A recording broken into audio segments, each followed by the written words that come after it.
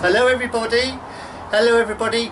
I'm going to read to you today a story about a rocket. Guess what it's called? The moon rocket. So here I am. My name's Timmy, and I've got a friend who barks, and I don't know why, but he thinks he's a cocker spaniel. You know, years and years ago, Oppy and I thought anything was possible.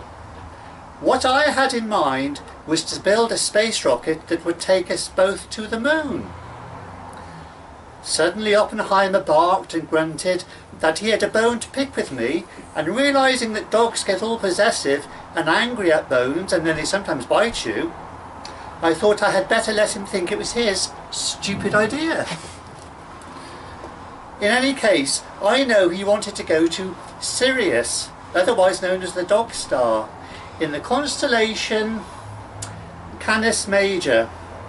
I don't know why he wanted to go there, but he's got it stuck in his head. Okay. Oh, suddenly a ginger cat appeared. Well, it looked ginger, like a ginger biscuit.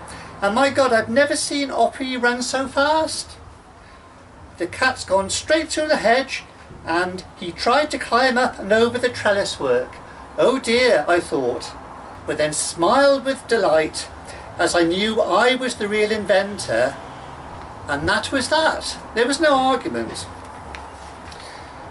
Well, what I proposed was we would build a rocket about 4 feet tall, and it was made out of a cylinder of cardboard, and it had like a gear system with a big wheel at the top and a small wheel at the bottom, and I would get Oppy to cycle this big wheel at the top. That's right, and that would make the small wheel at the bottom go around really fast, and when he started to cycle it and the hammer hit the floor, it would launch the rocket high up into the sky.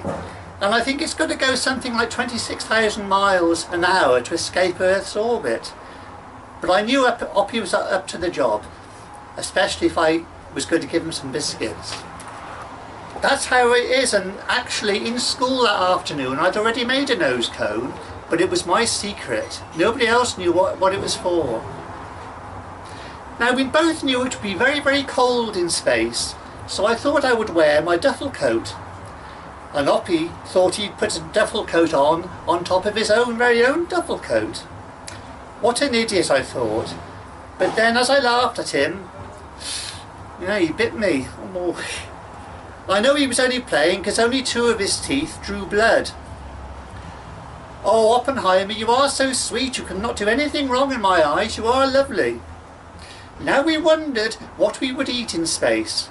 Oppy wanted crunchy biscuits and foul-smelling, pale-coloured beef, all ground into a mushy mix. And I thought, oh, I don't want that. That's horrible.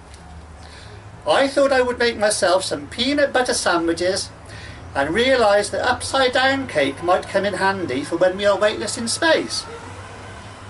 Also, hearing that the moon is made of green cheese, I could make some lovely cheese sandwiches whilst we are on the moon.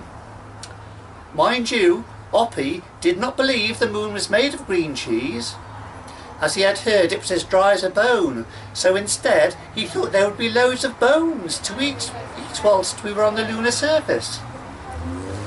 Oppenheimer wanted me to bring my ukulele so we could sing some moon songs on our way, but I decided not to, as when we were due for liftoff in a couple of days' time, we would have to be back on Earth by 9:30.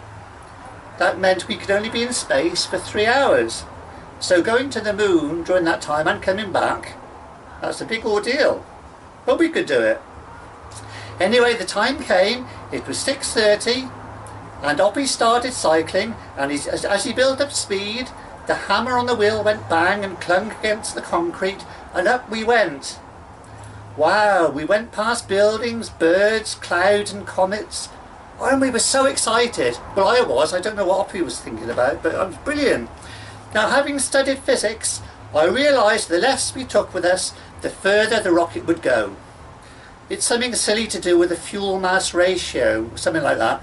Mind you, Oppy had me wondering about one aspect of the trip, because people kept saying there's no atmosphere in space.